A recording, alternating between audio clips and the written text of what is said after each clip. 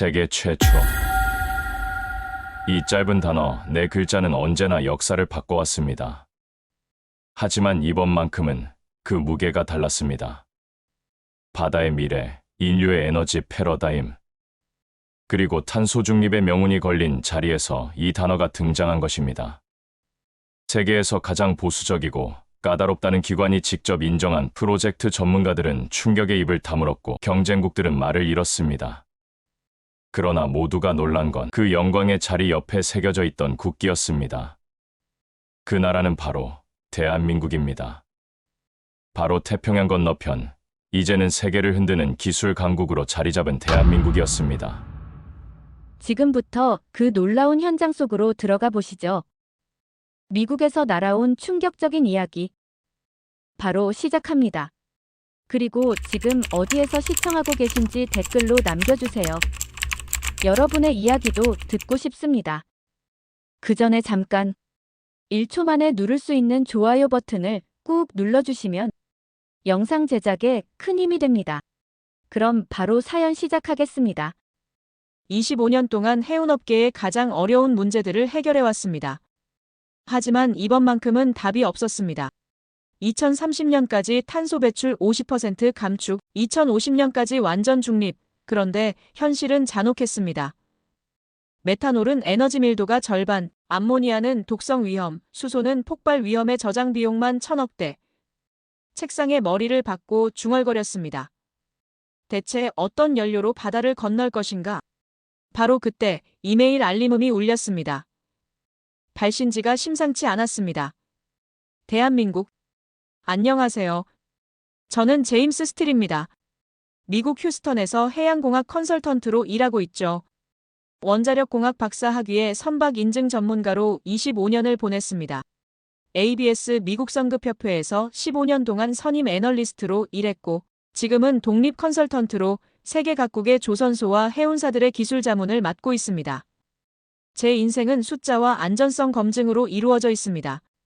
선박 한 척이 바다에 나가기 전에 거쳐야 할 수천 가지 테스트와 인증 절차들, 그 모든 과정에서 저는 아니오라고 말하는 사람이었습니다. 위험하면 아니오. 불안전하면 아니오. 경제성이 없으면 아니오. 해운업계는 지금 생존의 기로에 서 있습니다.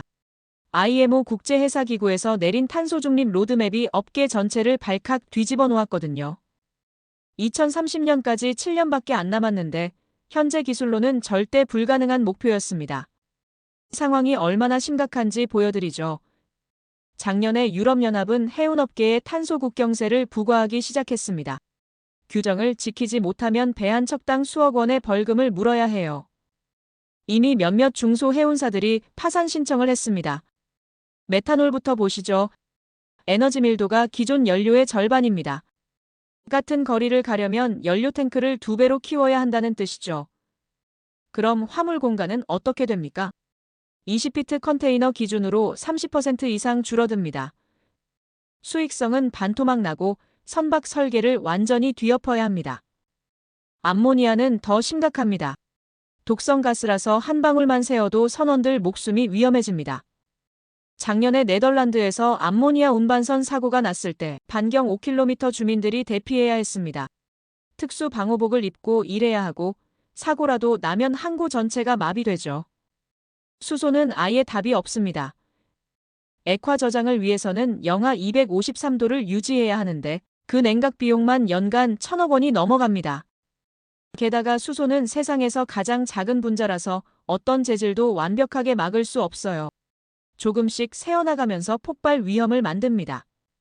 저는 그날 밤 사무실에 혼자 남아서 계산을 다시 해봤습니다. 어떤 각도로 봐도 답이 안 나왔어요. 컨테이너선 한 척이 부산에서 로스앤젤레스까지 가는데 필요한 연료량을 계산해봤더니 메탄올로는 화물 공간의 40%를 연료 탱크로 써야 했습니다.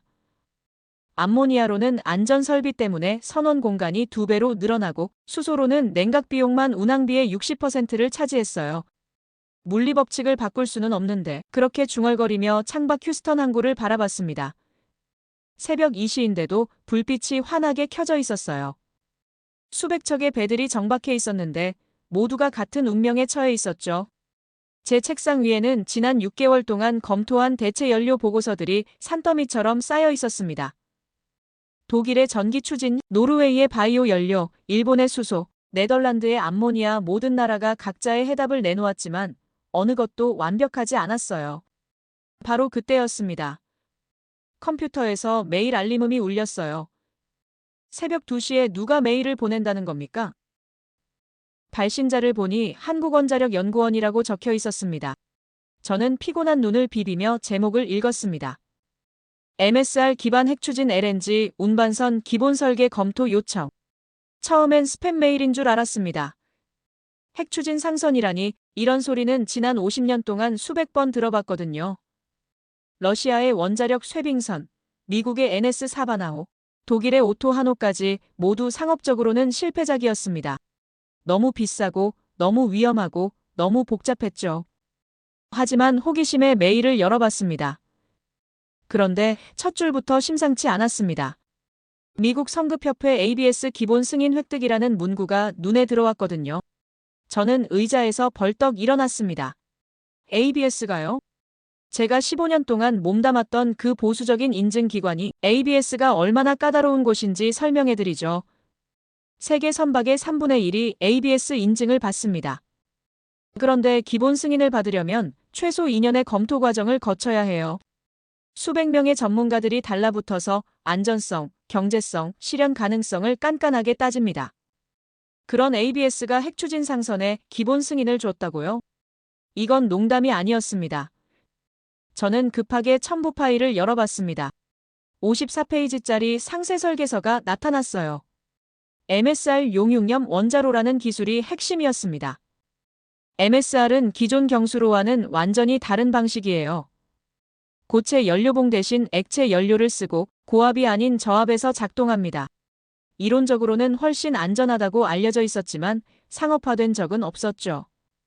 가장 놀라운 건 LNG와의 결합 아이디어였습니다. LNG는 영하 163도의 극저온으로 운반되는데 대부분 선박에서 이 냉열은 그냥 바다로 버려집니다. 엄청난 에너지 낭비죠. 하지만 한국 연구진은 완전히 다른 접근을 했습니다. 핵원자로의 고열과 LNG의 냉열을 연결하자는 발상이었어요. 저는 급하게 계산기를 꺼냈습니다.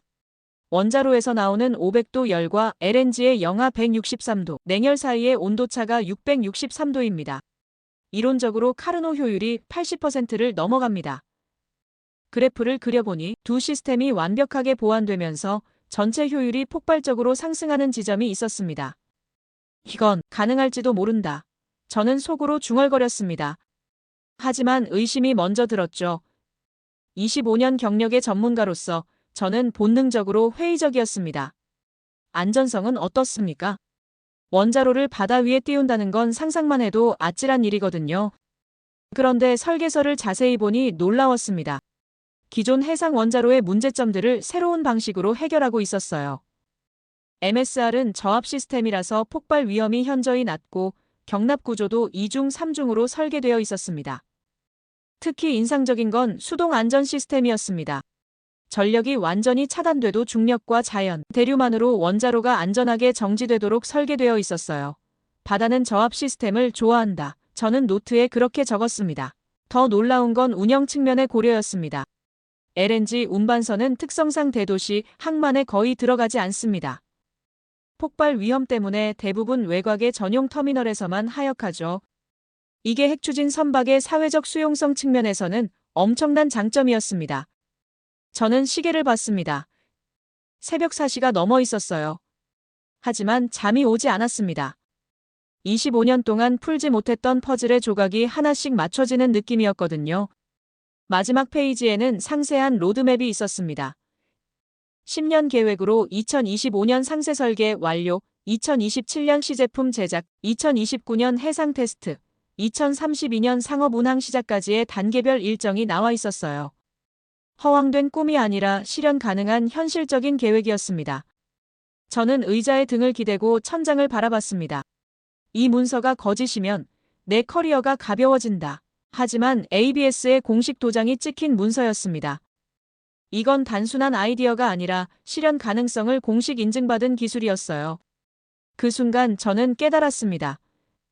해운업계의 탄소 중립 딜레마에 균열이 생겼다는 것을, 그리고 그 균열이 예상치 못한 곳에서 시작됐다는 것을, 바로 대한민국에서 말입니다. 그날 밤 잠을 이룰 수 없었습니다. 한국에서 온 그 문서가 머릿속을 떠나지 않았거든요. 새벽 6시에 일어나서 첫 번째로 한 일은 MSR 기술에 대한 추가 자료를 찾는 것이었습니다. 용융염 원자로 이 기술이 정말 상업용 선박에 적용될 수 있는 건지 확인해야 했어요.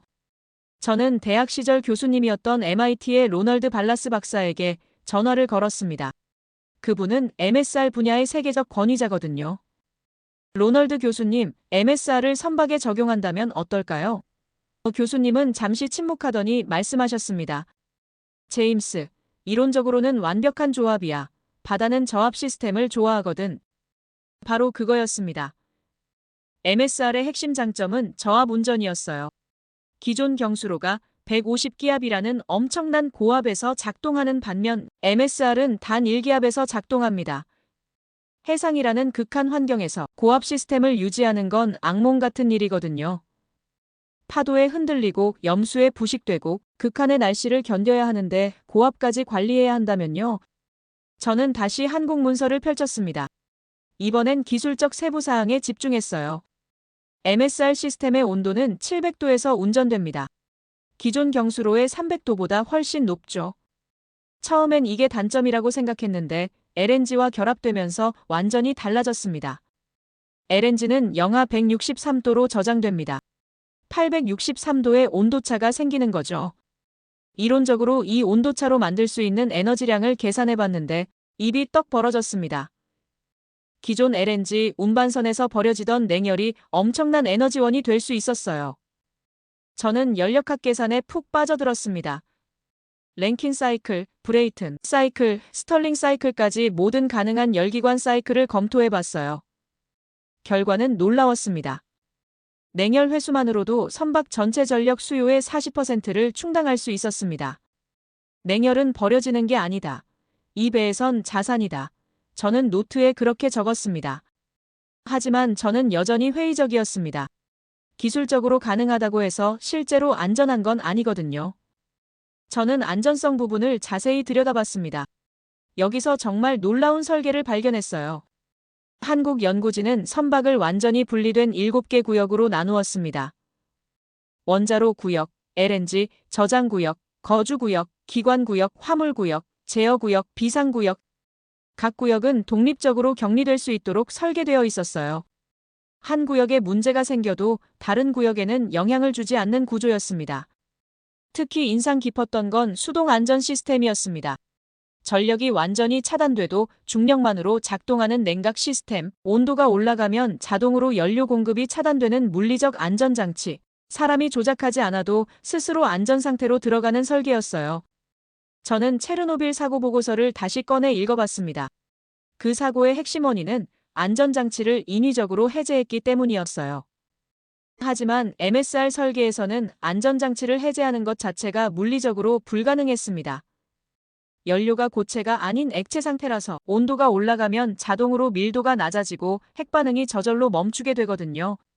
나의 빨간 펜은 아직 손에서 떨어지지 않았다. 하지만 찾을 수 있는 결함이 줄어들고 있었습니다. 다음은 경제성을 따져봤습니다. 핵연료 한 번 주입으로 20년간 운항할 수 있다는 계산이 나와 있었어요. 기존 LNG 운반선이 3, 4일마다 연료를 보급해야 하는 것과 비교하면 혁신적인 수준이었습니다. 연료비 절감만으로도 연간 50억 원을 아낄 수 있다는 계산이었어요. 여기에 냉열 회수로 얻는 추가 전력까지 고려하면 운항 비용이 기존 대비 60% 수준으로 떨어졌습니다. 초기 건조 비용은 비싸지만 20년 운영 기준으로는 훨씬 경제적이었어요. 저는 보험료 계산도 해봤습니다. 이게 정말 중요한 부분이거든요. 아무리 좋은 기술이라도 보험사가 보험을 거부하면 상업 운항이 불가능해요. 하지만 MSR의 안전성 데이터를 보니 기존 원자력 기술보다 위험도가 현저히 낮았습니다. 특히 LNG 운반선의 운항 패턴이 유리했습니다. 일반 컨테이너선이나 벌크선과 달리 LNG선은 정해진 항로만 운항해요. 카타르에서 일본으로, 미국에서 한국으로, 호주에서 중국으로 예측 가능한 운항이죠. 보험사 입장에서는 위험 계산이 훨씬 쉬워집니다. 게다가 LNG 터미널은 대부분 도심에서 멀리 떨어진 외곽에 있어요. 인구 밀집 지역을 피해서 운항한다는 뜻입니다. 만에 하나 사고가 나더라도 피해 규모를 최소화할 수 있죠. 표 하나가 보험료를 바꾼다. 저는 그렇게 중얼거렸습니다. 하지만 여전히 해결되지 않은 문제들이 있었습니다. 저는 리스크 목록을 작성하기 시작했어요. 첫 번째는 정비 문제였습니다. 핵시설 정비는 일반 엔진 정비와 차원이 다르거든요. 특수 훈련을 받은 기술자가 필요하고 방사능 방호 장비도 갖춰야 해요. 두 번째는 폐기물 처리였습니다.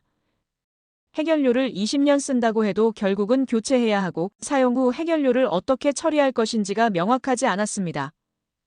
각국의 핵폐기물 정책이 다른 상황에서 국제 운항하는 선박의 폐기물을 누가 책임질 것인가 하는 문제였어요.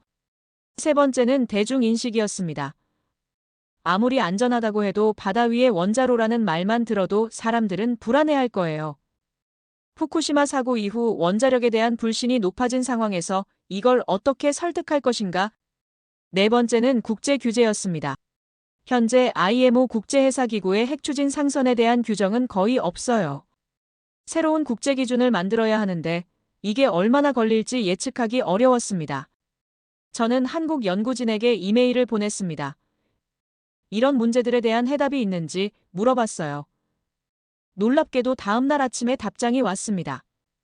그들은 이미 이 모든 문제들을 검토하고 있었어요. 정비 문제에 대해서는 모듈형 설계로 해결하겠다는 계획이었습니다. 원자로 모듈을 통째로 교체할 수 있도록 설계해서 정비가 필요하면 육상시설에서 새 모듈로 바꾸는 방식이었어요. 마치 자동차 엔진을 통째로 교체하는 것처럼요. 폐기물 문제는 국제원자력기구와 협력해서 해결하겠다는 방안이었습니다. 사용 후 핵연료는 특수 용기에 봉인해서 원자력 기술 보유국의 처리시설로 운송하는 시스템을 구축하겠다는 거였어요. 대중인식 문제는 단계적 접근으로 풀겠다고 했습니다. 먼저 무인 화물선으로 시작해서 안전성을 입증한 다음 점진적으로 일반 상선으로 확대하겠다는 계획이었어요. 게다가 LNG선은 애초에 일반인이 접근하기 어려운 전용 터미널에서만 운항하니까 사회적 저항이 적을 거라고 봤습니다. 국제 규제 문제는 이미 IMO와 협의를 시작했다고 하더군요.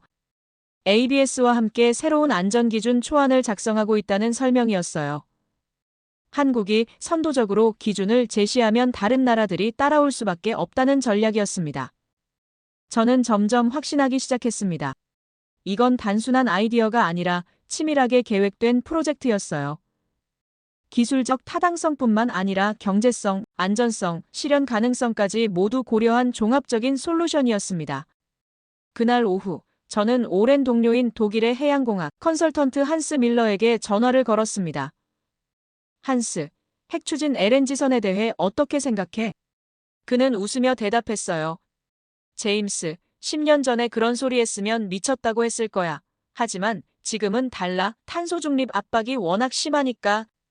저는 그 말에 공감했습니다. 상황이 바뀌었어요.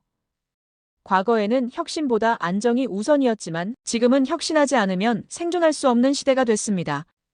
탄소 중립이라는 절대적 목표 앞에서 모든 선택지를 재검토해야 하는 상황이었어요. 저는 다시 한번 계산기를 꺼내 들었습니다.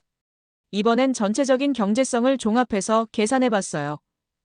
건조비, 운영비, 연료비, 정비비, 보험료, 폐기 비용까지 모든 것을 고려했습니다. 결과는 놀라웠습니다. 초기 투자비는 기존 LNG선보다 2배 정도 비쌌지만 20년 운영 기준으로는 총 비용이 30% 절감됐어요. 여기에 탄소 배출권 절약 효과까지 고려하면 경제성이 확실했습니다. 저는 노트북을 덮고 창밖을 바라봤습니다. 휴스턴 항구의 풍경이 다르게 보였어요. 저기 정박해 있는 수백 척의 배들이 10년 후에는 어떤 모습일까? 그중 몇 척이 핵추진선이 될까? 한국이 이 분야에서 선두를 차지할 수 있을까? 아니, 이미 선두를 차지했는지도 모릅니다. ABS 승인을 받았다는 것 자체가 세계 최초 기록이니까요. 저는 스마트폰을 꺼내 한국 연구진의 이메일 주소를 찾았습니다. 이제 직접 만나서 이야기할 때가 됐다고 생각했거든요. 문서만으로는 한계가 있어요. 실제 연구 현장을 보고 연구진들과 직접 대화해야 진짜 실력을 판단할 수 있습니다. 일주일 후 저는 휴스턴에 있는 ABS 본사 회의실에 앉아 있었습니다. 한국 프로젝트에 대한 공식 브리핑이 있다고 해서 참석한 거였어요. 회의실에는 저를 포함해서 15명의 선박 인증 전문가들이 모여 있었습니다. ABS 기술 책임자인 마크 존슨이 일어나서 말했습니다. 오늘은 한국원자력연구원과 삼성중공업이 공동 제출한 MSR 기반 핵추진 LNG 운반선에 대한 기본 승인건을 검토하겠습니다. 그는 두꺼운 파일을 펼치며 계속했어요. 승인 조건을 낭독하겠습니다. 첫째, 원자로 안전개통 이중화 완료. 둘째, 경납용기 압력 테스트 통과. 셋째, 비상 냉각 시스템 검증 완료. 넷째, 선원 안전 매뉴얼 승인. 다섯째, 환경 영향평가서 제출. 조건들이 하나씩 읽혀질 때마다 저는 고개를 끄덕였습니다. 까다로운 조건들이었지만 모두 충족 가능한 수준이었어요. 마크가 마지막 조건을 읽었습니다. 여섯째, 10년 내 상업 운항 실증 완료. 그리고 파일을 덮으며 말했습니다. 조건부라도 문을 열었습니다. 회의실이 잠시 조용해졌습니다. 그때까지만 해도 대부분의 동료들이 반신반의했거든요. 하지만 공식 조건이 발표되자 분위기가 달라졌어요. 이건 농담이 아니라 현실이었습니다. 회의가 끝나고 저는 마크에게 따로 물어봤습니다. 정말 승인을 준 건가요? 그는 진지한 표정으로 대답했어요. 제임스, 우리가 장난으로 도장을 찍겠소. 기술적으로 충분히 검토했고 안전성도 확인했어요. 물론 조건부지만 승인은 승인이요. 그날 오후 국제해운 뉴스가 터져나왔습니다. 세계 최초 핵추진 상선 ABS 승인, 한국, 탄소중립 해운선도, 게임 체인저의 등장 같은 헤드라인들이 쏟아졌어요. 저는 뉴스를 보면서 생각했습니다. 언론의 환호보다 조건표가 더 컸다. 하지만 업계 내부 반응은 달랐습니다. 다음 날 아침 제 이메일함에는 동료들의 메시지가 쌓여 있었어요. 대부분 회의적인 내용이었습니다. 개념 승인 따위로 뭘 할 수 있겠어. 실제 운항까지는 10년도 더 걸릴 텐데 결국 경제성 때문에 무산될 거야. 특히 독일의 한 해양공학 컨설턴트는 노골적으로 비판했습니다. 제임스, 자네도 이런 허황된 꿈에 속고 있나? 핵추진 상선은 1960년대부터 시도됐지만 모두 실패했어. 이번도 마찬가지일 거야. 저는 그 메일을 읽으며 속으로 중얼거렸습니다. 회의로는 소음, 데이터는 신호. 저는 반박 근거를 정리하기 시작했습니다. 과거의 핵추진 상선 실패 사례들을 다시 분석해봤어요. NS 사바나호는 왜 실패했나? 기술적 문제가 아니라 경제성 때문이었습니다. 당시엔 석유가 너무 쌌거든요. 배럴당 $3였으니 핵추진을 쓸 이유가 없었죠. 오토하노는 어땠나? 독일 정부가 정치적 이유로 프로젝트를 중단했습니다. 기술적으로는 성공했어요. 하지만 68혁명 이후 반핵 정서가 높아지면서 포기한 거였습니다. 레닌호는 러시아의 원자력 쇄빙선은 지금도 성공적으로 운영되고 있습니다. 40년 넘게 북극해를 누비고 있어요. 기술적으로는 충분히 입증된 거죠. 지금은 상황이 완전히 다릅니다. 탄소 중립이라는 절대적 목표가 있고 기존 연료들의 한계가 명확해졌어요.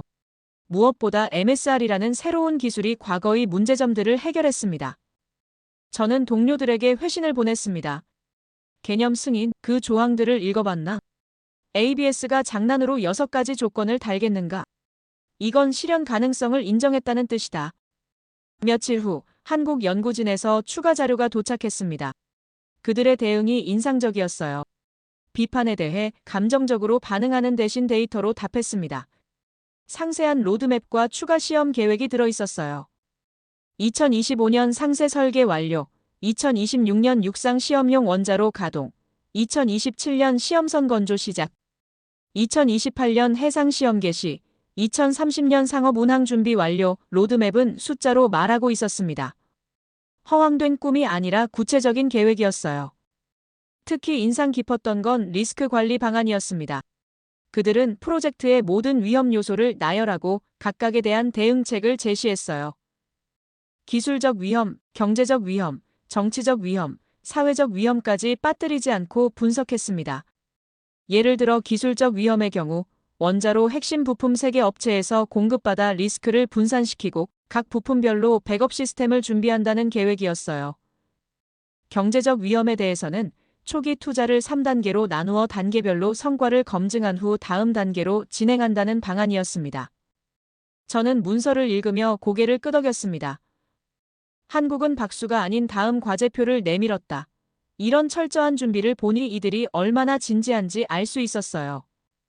그날 저녁, 저는 오랜 친구인 일본의 선박 설계자 다나카 씨와 화상통화를 했습니다. 다나카 상 한국의 핵추진선 프로젝트에 대해 어떻게 생각하십니까? 그는 잠시 생각하더니 대답했어요. 제임스 상 한국 사람들의 추진력은 무시할 수 없어요. 조선업에서 우리를 앞선 것처럼 이번에도 해낼지 모릅니다. 저는 그 말에 공감했습니다. 1970년대만 해도 한국 조선업은 일본의 하청업체 수준이었어요. 하지만 지금은 어떻습니까? 세계 1위 조선 강국이 됐잖아요. 현대중공업, 삼성중공업, 대우조선해양이 세계 시장을 장악하고 있습니다. 핵기술도 마찬가지였어요.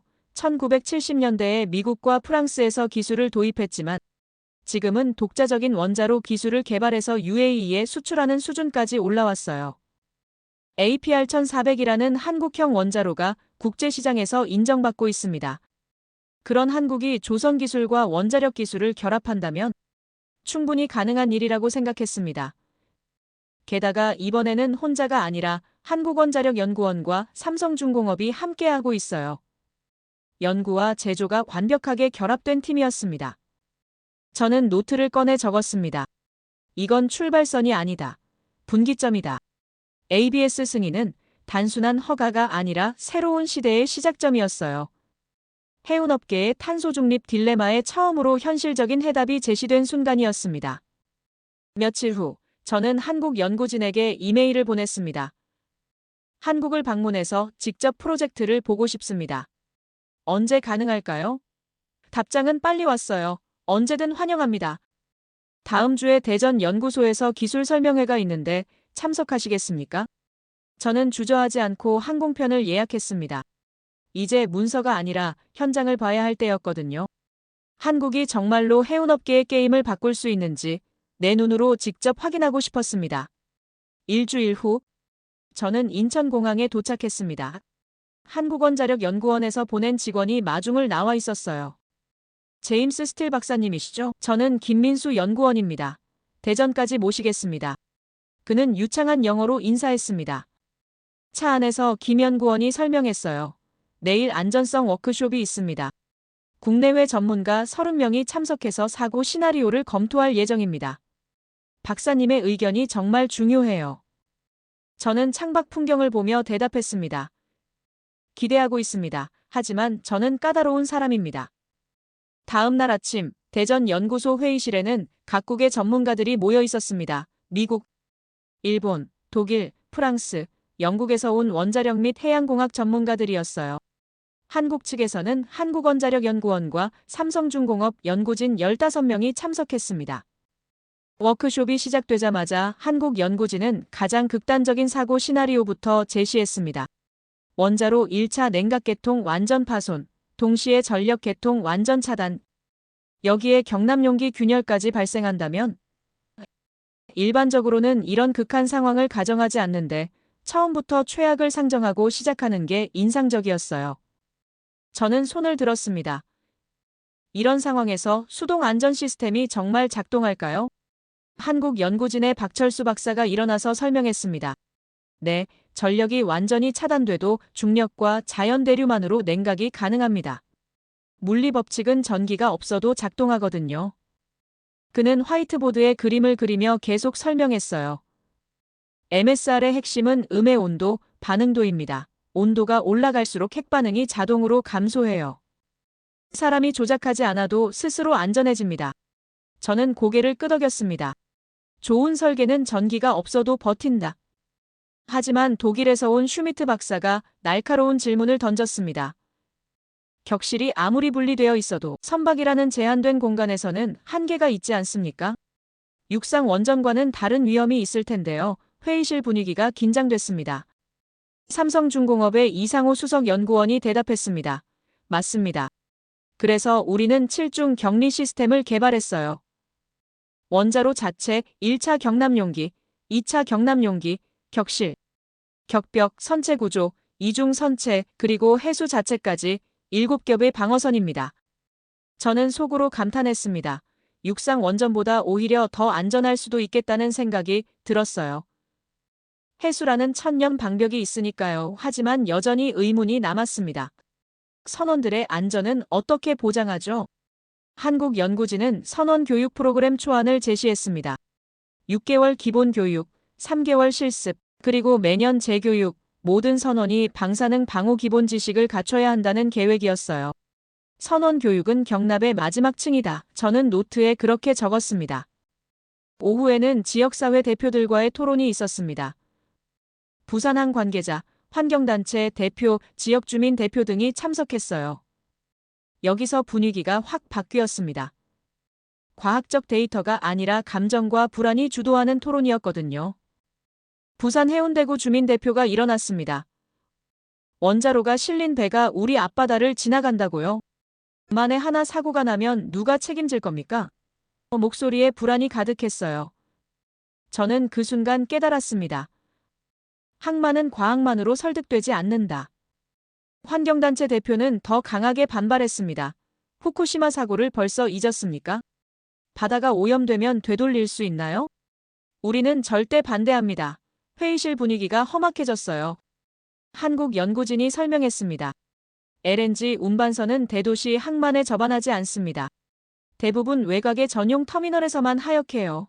일반 시민들이 직접 볼 일은 거의 없습니다. 하지만 반대 목소리는 줄어들지 않았어요. 저는 손을 들고 발언했습니다. 저는 25년 동안 선박 안전을 검증해 왔습니다. 이 설계의 안전성은 기존 원전보다 높습니다. 하지만 여러분의 우려도 이해해요. 충분한 검증과 단계적 접근이 필요하다고 생각합니다.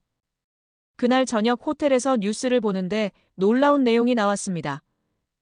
기존 디젤 엔진 업체들이 연합해서 핵추진선 안전성 재검토 캠페인을 시작했다는 거였어요. 표면적으로는 안전을 걱정하는 것처럼 보이지만 속내는 뻔했습니다.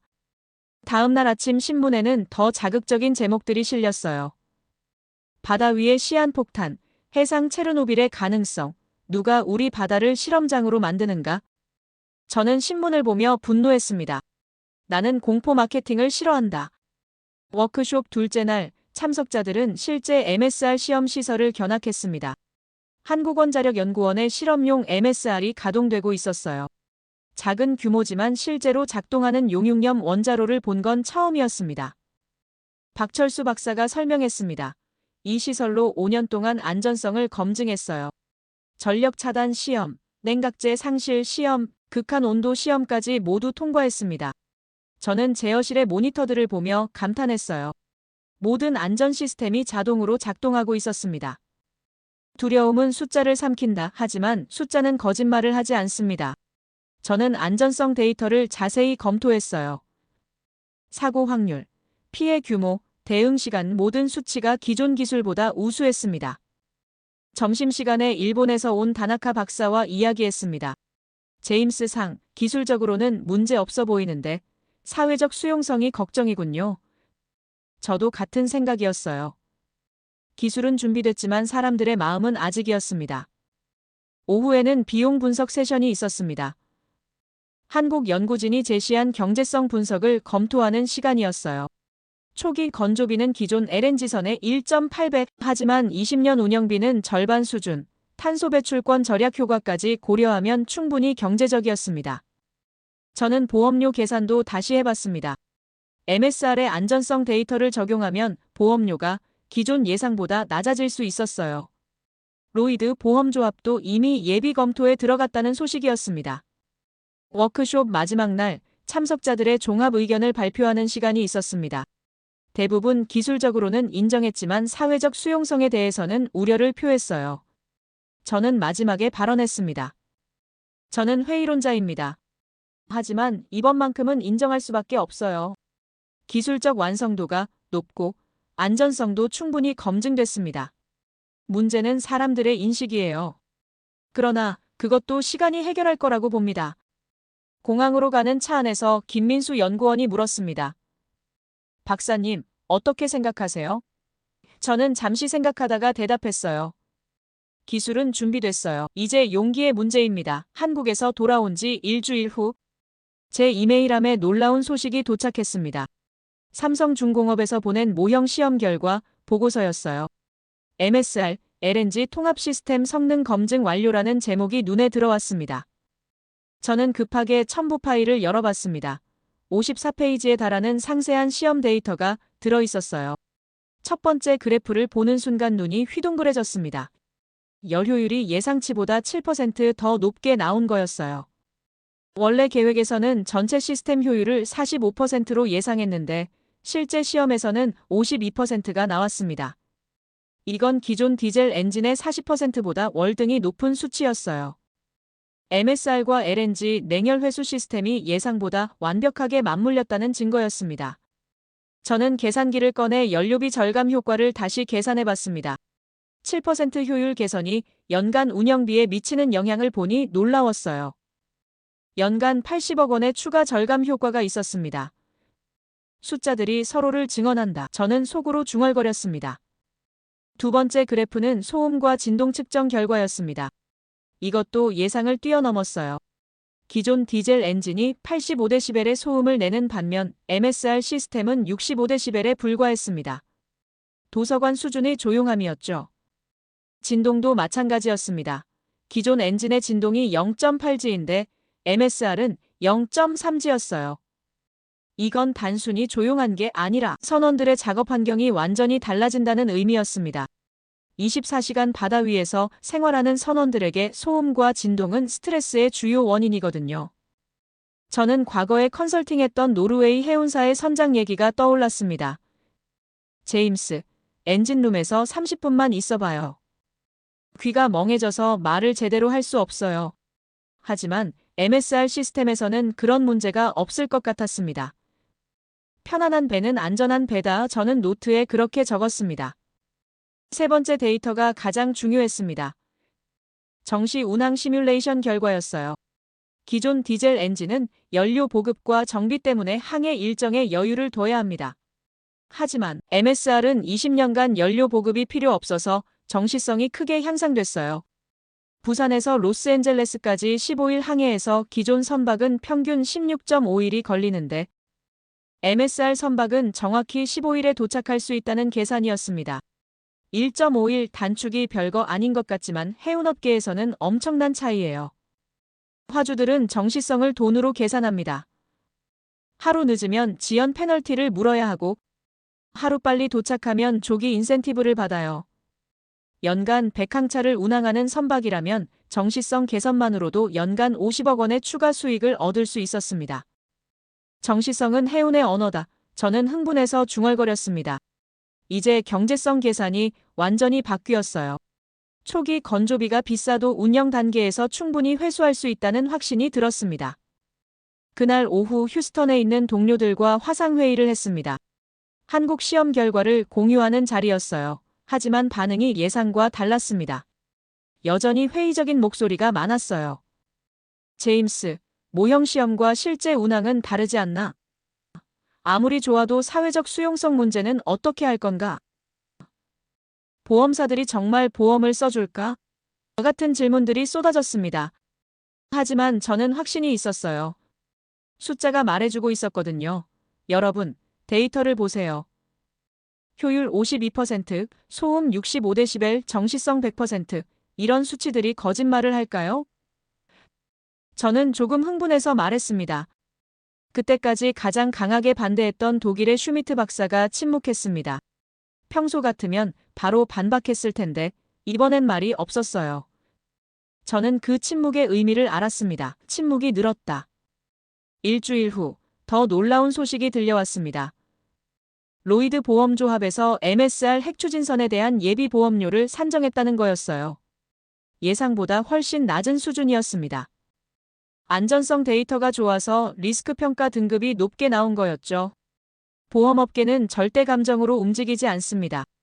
오직 데이터와 확률로만 판단해요. 그런 보험사들이 MSR을 인정했다는 건 기술적 완성도를 객관적으로 인정받았다는 의미였습니다. 저는 그날 밤 오랜 친구인 덴마크의 해운 컨설턴트 라스 안데르센에게 전화를 걸었습니다. 라스, 한국의 핵추진선 프로젝트 들어봤어? 그는 웃으며 대답했어요. 제임스, 우리 고객들이 벌써 문의하기 시작했어. 언제 상용화되는지 알고 싶어 해. 시장이 움직이기 시작한 거였습니다. 아직 완성되지도 않은 기술인데 화주들이 벌써 관심을 보이고 있었어요. 탄소 중립 압박이 워낙 심하다 보니 어떤 대안이라도 검토하고 싶어 하는 상황이었습니다. 다음 주에는 더 극적인 일이 벌어졌습니다. 지금까지 가장 강하게 반대했던 미국의 석유 회사에서 한국 연구진에게 기술 협력을 제안했다는 소식이었어요. 이길 수 없으면 합류하라는 전략인 것 같았습니다. 저는 그 소식을 들으며 빙긋 웃었습니다. 작년만 해도 핵추진 상선은 불가능하다고 단언했던 사람들이 이제는 언제 상용화되느냐고 묻고 있었어요. 업계의 분위기가 완전히 바뀐 거였습니다. 한 달 후 ABS에서 추가 발표가 있었습니다. MSR 핵추진선에 대한 상세 인증 절차를 시작한다는 내용이었어요. 기본 승인에서 한 단계 더 나아간 거였죠. 마크 존슨 기술 책임자는 기술적 완성도가 예상보다 높아서 일정을 앞당긴다고 설명했습니다. 저는 그날 오후 혼자 사무실에 남아서 지난 6개월을 돌이켜봤습니다. 처음 한국에서 온 메일을 받았을 때만 해도 반신반의했는데 이제는 확신을 갖게 됐어요. 숫자들이 모든 의심을 걷어냈습니다. 효율성, 안전성, 경제성, 정시성 모든 면에서 기존 기술을 뛰어넘는 결과가 나왔어요. 게다가 보험사와 인증기관까지 인정했습니다. 이제 남은 건 실제 건조뿐이었어요. 저는 달력을 펼쳐놓고 한국 연구진의 로드맵을 다시 확인했습니다. 2025년 상세 설계, 2027년 시험선 건조, 2029년 해상 시험, 2032년 상업 운항, 이제 이 일정표가 꿈이 아니라 현실로 보였습니다. 이제 달력만 남았다. 저는 노트에 그렇게 적었습니다. 기술적 검증은 끝났어요. 이제는 시간과의 싸움이었습니다. 한국이 정말로 세계 최초 핵추진 상선을 만들 수 있을까? 저는 그럴 가능성이 높다고 봤습니다. 그날 밤 저는 한국 연구진에게 메일을 보냈습니다. 축하합니다. 기술적 검증이 완료된 것 같아요. 이제 다음 단계가 기대됩니다. 다음 날 아침 답장이 왔어요.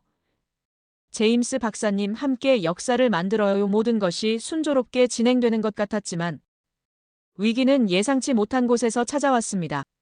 어느 월요일 아침 ABS에서 온 공문을 받은 순간 저는 한숨을 내쉬었어요. 추가 안전조건 검토 요청서라는 제목이 적혀 있었습니다. 내용을 읽어보니 기가 막혔어요. 기존 6개 조건에 추가로 12개 항목을 더 검토하라는 거였습니다. 원자로 비상정지 시스템 3중화, 방사능 누출 감지 센서 100개소, 설치, 선원 대피 시뮬레이션 1000회 실시, 해상 구조 전용 장비 개발, 조건들이 끝없이 이어졌어요. 저는 마크 존슨에게 전화를 걸었습니다. 마크, 이게 무슨 일이야? 갑자기 조건이 이렇게 늘어난 이유가 뭐지? 그는 곤란한 목소리로 대답했어요. 제임스, 위에서 내려온 지시야. 정치적 압력이 만만치 않아. 절차는 벽이 아니라 흐름 조절기다. 하지만 이번엔 달랐습니다. 누군가 의도적으로 절차를 복잡하게 만들고 있었어요. 저는 뒤에서 누가 움직이는지 알아보기 시작했습니다. 며칠 후 답이 나왔습니다. 워싱턴의 로비 회사에서 유출된 문서를 통해 알게 됐는데 기존 디젤 엔진 제조업체들이 연합을 만들어서 대대적인 반대 캠페인을 벌이고 있었어요. 해상안전연합이라는 그럴듯한 이름으로 위장했지만 실제로는 자신들의 이익을 지키려는 로비 단체였습니다. 그들의 전략은 교묘했어요. 직접적으로 반대하지 않고 충분한 검증이 필요하다는 명분으로 절차를 복잡하게 만드는 거였습니다. 추가 조건을 계속 요구해서 시간을 끌고 그 사이에 자신들의 대안 기술을 개발하겠다는 계획이었어요. 더 악질적인 건 미디어 공작이었습니다. 갑자기 언론에 해상 체르노빌 가능성 같은 자극적인 기사들이 쏟아지기 시작했어요. 과학적 근거는 없고 공포만 조장하는 내용들이었습니다. 안전 미검증 핵선박, 과연 안전한가? 방사능 오염 우려, 전문가들 경고 같은 헤드라인들이 연일 등장했어요. 저는 이런 기사들을 보며 분노했습니다. 로비는 크고 데이터는 조용하다.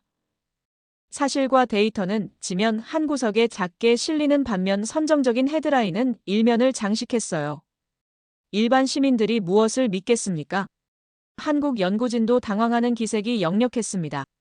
김민수 연구원에게서 온 이메일에는 걱정이 가득했어요. 제임스 박사님, 추가 조건들을 모두 충족하려면 2년은 더 걸릴 것 같습니다. 프로젝트 일정의 차질이 불가피해요. 하지만 한국팀의 대응은 의외였습니다. 며칠 후 그들은 기자회견을 열어서 모든 기술 데이터를 공개했어요. 안전성 시험 결과, 환경 영향 평가, 경제성 분석까지 숨김없이 공개한 거였습니다. 데이터를 탁자 위에 올려라. 이런 투명한 접근이 오히려 신뢰를 높였어요. 삼성중공업의 이상호 수석 연구원은 기자회견에서 이렇게 말했습니다. 우리는 숨길 게 없습니다. 모든 데이터를 공개하고 전문가들의 검증을 받겠어요. 과학은 투명해야 한다고 믿습니다. 저는 그 말을 들으며 고개를 끄덕였어요. 한국팀은 여기서 그치지 않았습니다. 추가 안전 테스트 계획을 발표했어요. 요구된 조건보다 더 엄격한 기준으로 테스트하겠다는 거였습니다. 요구사항의 150% 수준으로 검증하겠다고 선언했습니다. 저는 그들의 전략이 똑똑하다고 생각했어요.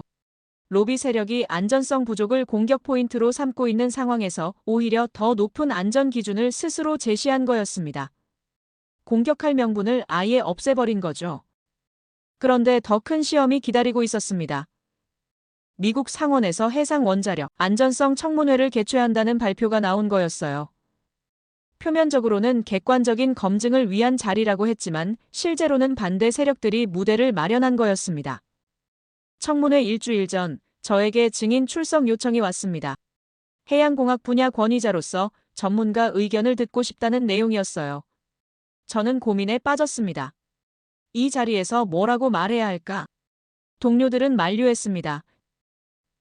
제임스, 정치적인 자리야. 가지마. 어차피 결론은 정해져 있어.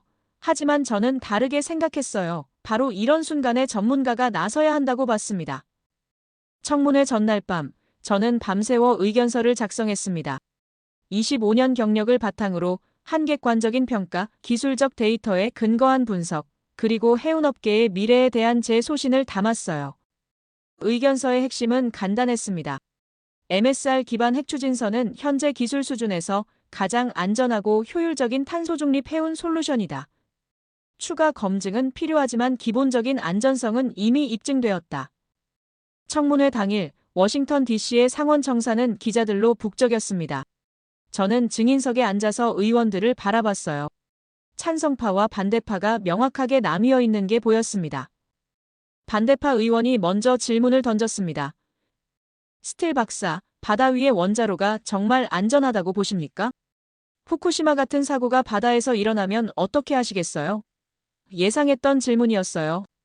저는 차분하게 대답했습니다. 의원님, MSR은 후쿠시마에서 사용된 경수로와 완전히 다른 기술입니다. 구조적으로 멜트다운이 불가능해요. 게다가 바다라는 천년 냉각수가 있어서 오히려 육상보다 안전할 수 있습니다. 찬성파 의원이 이어서 질문했습니다. 그렇다면 박사님은 이 기술을 지지하시는 건가요? 중요한 순간이었어요. 여기서 제 답변이 프로젝트의 향방을 좌우할 수도 있었습니다. 저는 의견서를 들어올리며 말했습니다. 전문가는 말이 아니라 서명으로 증언한다. 그리고 제 결론을 분명히 밝혔어요. 저는 25년 동안 수많은 선박 설계를 검증해왔습니다. 이번 설계는 승인 기준을 충족합니다. 청문회장이 순간 조용해졌습니다. 제가 공개적으로 지지 의사를 밝힌 거였어요. 이제 제 평판과 경력이 이 프로젝트와 함께 엮이게 됐습니다. 나는 이름을 걸었다. 청문회 이후 언론 반응은 엇갈렸습니다. 반대 언론은 업계 이익에 굴복한 전문가라고 비판했고, 찬성 언론은 용기 있는 전문가의 증언이라고 평가했어요. 하지만 저는 후회하지 않았습니다. 데이터가 말하는 바를 전달했을 뿐이었거든요. 며칠 후 한국 연구진에서 감사 메시지가 왔습니다. 제임스 박사님의 용기 덕분에 프로젝트가 한 걸음 앞으로 나갈 수 있었습니다. 하지만 진짜 시험은 이제부터였어요. 조용한 것이 오래 남는다. 저는 시간이 증명해 줄 거라고 믿었습니다.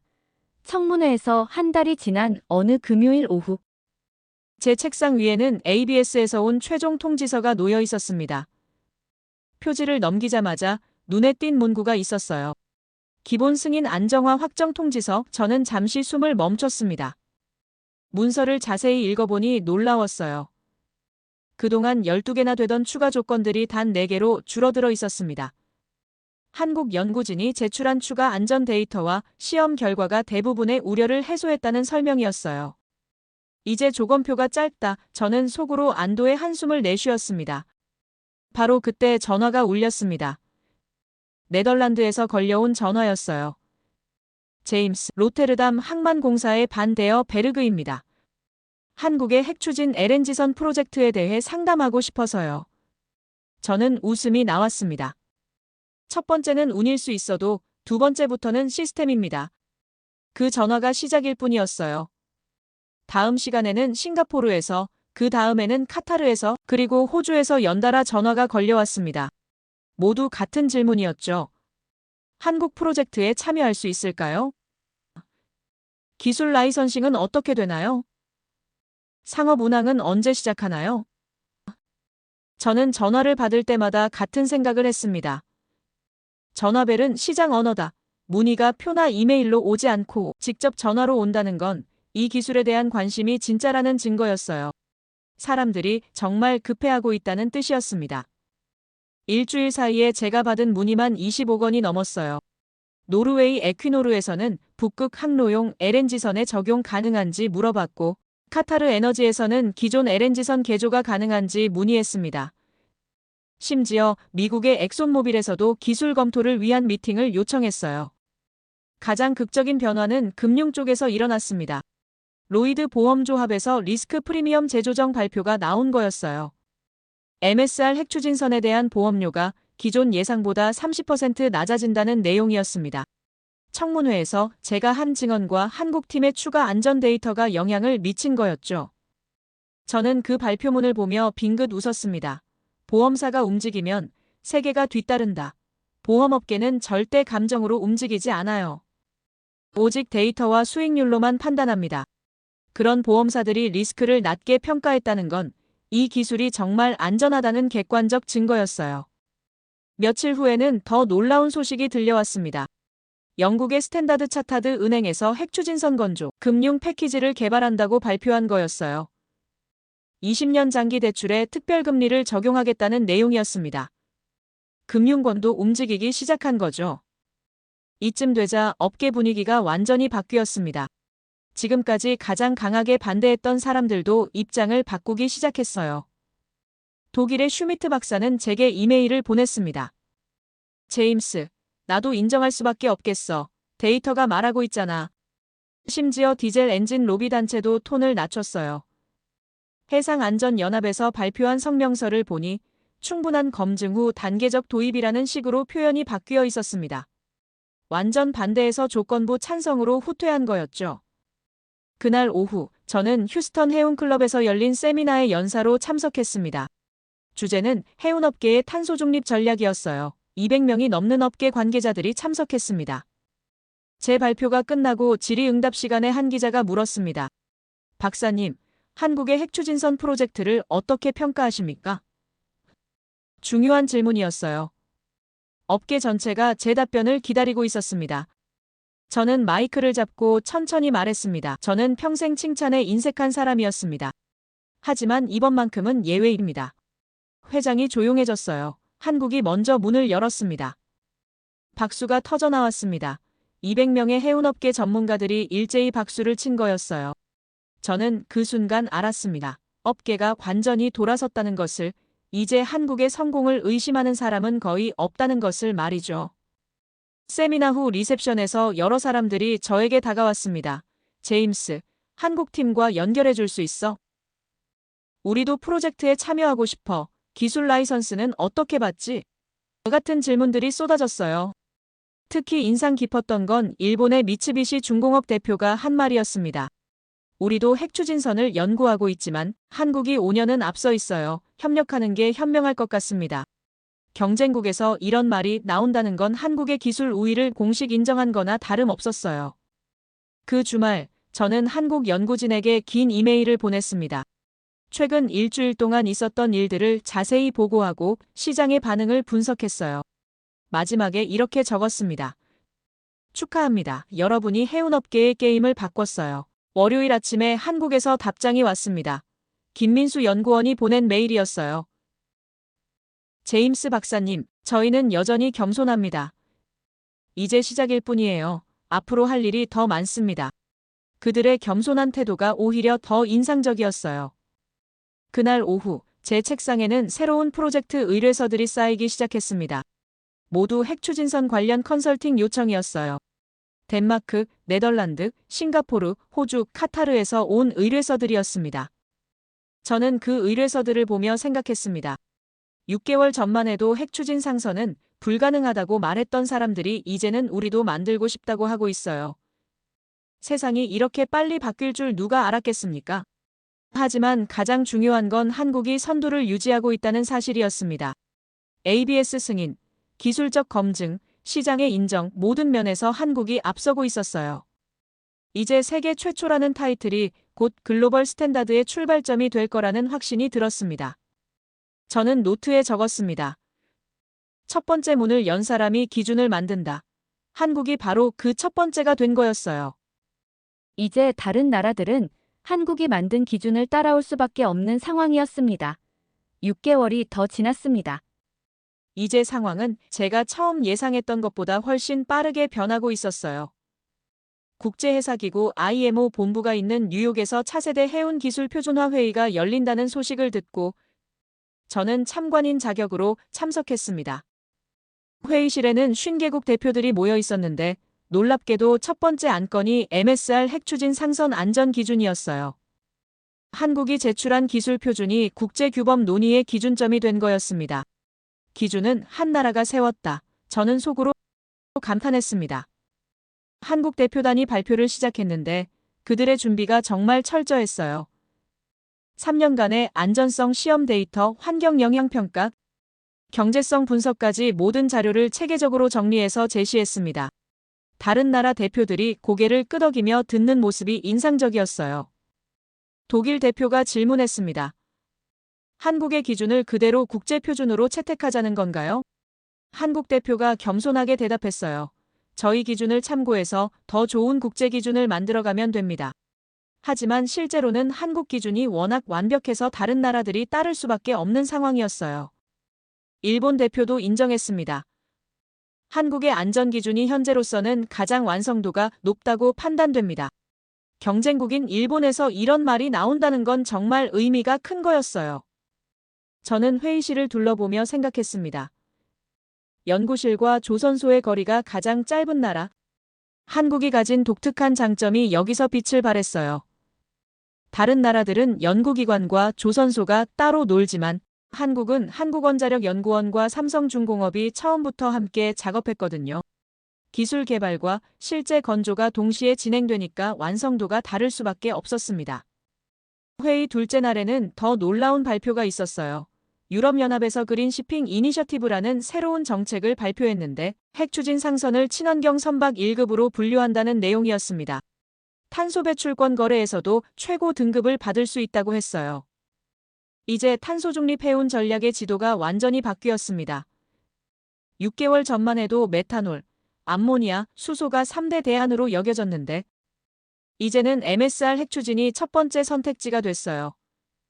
선택지가 기준이 되는 순간 저는 이 역사적 변화를 목격하고 있었고 한국에서 또 다른 소식이 들려왔습니다. 삼성중공업에서 차세대 핵추진선 연구소를 설립한다고 발표한 거였어요. 1,000억 원을 투자해서 전용 연구시설을 만든다는 계획이었습니다. 여기서 끝이 아니었어요. 현대중공업과 대우조선해양도 각각 핵추진선 연구팀을 꾸렸다는 소식이 이어졌습니다. 한국의 조선 빅3가 모두 이 분야에 뛰어든 거죠. 세계 조선업계가 긴장할 만한 일이었어요. 더욱 흥미로운 건 응용 분야 확장이었습니다. 한국 연구진이 새로운 프로젝트 계획을 발표했는데 LNG선에서 시작해서 컨테이너선, 벌크선, 크루즈선까지 확장하겠다는 거였어요. 심지어 북극 쇄빙선과 심해 탐사선에도 적용 가능하다고 했습니다. 카타르에서는 세계 최대 LNG 운반선 12척을 한국 기술로 건조하겠다고 발표했어요. 총 계약 규모가 3조 원이 넘는 대형 프로젝트였습니다. 노르웨이 아퀴노르도 북극 항로용 LNG선 6척을 주문했고요. 저는 이런 소식들을 들으며 감탄했습니다. 1년 전만 해도 불가능하다던 기술이 이제는 세계 최대 에너지 기업들이 앞다투어 주문하는 기술이 됐어요. 세상이 이렇게 빨리 바뀔 줄 누가 예상했겠습니까? 한국의 위상도 완전히 달라졌습니다. 이제 각국 정부에서 한국의 기술 협력을 요청하는 시대가 됐어요. 미국, 영국, 프랑스, 독일에서 공식 채널을 통해 기술 이전 협상을 제안했습니다. 특히 인상 깊었던 건 미국의 변화였어요. 작년에 상원청문회에서 반대 목소리를 냈던 의원들이 이제는 한미 원자력 해운 협력 확대를 주장하고 있었습니다. 정치는 현실을 인정할 수밖에 없다는 걸 보여주는 사례였어요. 일본도 마찬가지였습니다. 처음에는 한국이 또 무모한 도전을 한다는 식으로 반응했는데 이제는 한일 해운 기술 협력을 공식 제안하고 있어요. 기술 격차를 인정하고 협력을 통해 따라잡으려는 전략으로 보였습니다. 저는 이런 변화를 지켜보며 한국의 전략이 얼마나 탁월했는지 깨달았어요. 단순히 기술만 개발한 게 아니라 국제 표준을 선점하고 글로벌 공급망을 구축하고 외교적 영향력까지 확보한 거였습니다. 선도는 박수가 아니라 유지보수다. 한국은 이 원칙을 정확히 이해하고 있었어요. 첫 번째 성공에 안주하지 않고 계속해서 기술을 발전시키고 새로운 응용 분야를 개척하고 있었습니다. 며칠 전에는 한국에서 2030 해양 강국 비전을 발표했어요. MSR 핵추진선을 중심으로 한 차세대 조선업 육성 계획이었습니다. 2030년까지 전 세계 핵추진선의 70%를 한국에서 건조하겠다는 목표였어요. 무모해 보일 수도 있지만 저는 충분히 가능하다고 봤습니다. 이미 기술적 우위를 확보했고 국제 표준도 주도하고 있고 글로벌 파트너들도 확보했거든요. 무엇보다 한국 특유의 추진력이 있잖아요. 지난 주말 저는 휴스턴 항구를 다시 찾았습니다. 1년 전 절망적인 마음으로 바라봤던 그 항구였어요. 하지만 이제는 다르게 보였습니다. 10년 후에는 저기 정박한 배들 중 상당수가 핵추진선일 거라는 확신이 들었어요. 특히 LNG 터미널 쪽을 보니 감회가 새로웠습니다. 머지않아 한국에서 만든 핵추진 LNG선들이 저 부두에 정박할 거예요. 그때가 되면 미국도 한국 기술의 혜택을 받는 나라가 되는 거죠.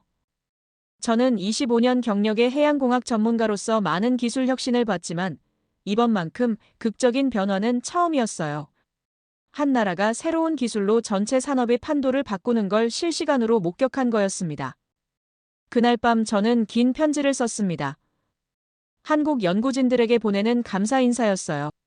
여러분 덕분에 해운업계의 미래가 바뀌었습니다. 탄소 중립이라는 불가능해 보이던 목표가 이제는 현실이 됐어요. 마지막 문단에는 이렇게 적었습니다. 저는 오늘 국가가 기술로 존경을 얻는 장면을 보았습니다. 한국이 바로 그 주인공이었어요. 앞으로도 계속 세계를 놀라게 해주세요. 다음 날 아침 한국에서 답장이 왔습니다. 제임스 박사님, 저희는 아직 시작점에 서 있을 뿐입니다. 진짜 운항이 시작되면 더 큰 도전이 기다리고 있어요.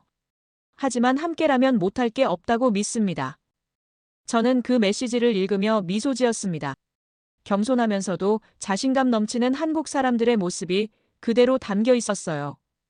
바로 이런 정신으로 불가능을 가능으로 만들어낸 거겠죠. 이제 저도 새로운 시작을 준비하고 있습니다. 한국 연구진과 함께 차세대 해운 기술 컨설팅 회사를 설립하기로 했거든요. 25년 경력을 바탕으로 이 혁신적인 기술이 전 세계에 안전하게 확산될 수 있도록 돕고 싶어요. 제 이야기를 끝까지 들어주셔서 감사합니다. 모두 안녕히 계세요. 오늘의 사연. 어떻게 들으셨나요? 불가능할 것 같던 도전이 현실이 되고 그 과정에서 우리가 미처 알지 못했던 새로운 가능성이 드러났습니다. 앞으로 이 길이 어떤 결과로 이어질지는 아직 아무도 모릅니다. 하지만 분명한 건 이미 세계가 그 움직임을 주목하고 있다는 사실입니다. 여러분은 어떻게 생각하시나요? 여러분의 생각을 아래 댓글에 남겨주세요. 그리고 감동적인 사연을 주변 사람들과 공유하고 함께 이야기 나눠보세요. 마지막으로 1초밖에 걸리지 않는 구독과 좋아요, 알림 설정은 영상 제작에 큰 힘이 됩니다. 지금까지 감동을 담아 여러분께 진심을 전하는 감동담기였습니다. 오늘 하루도 행복한 하루 보내세요.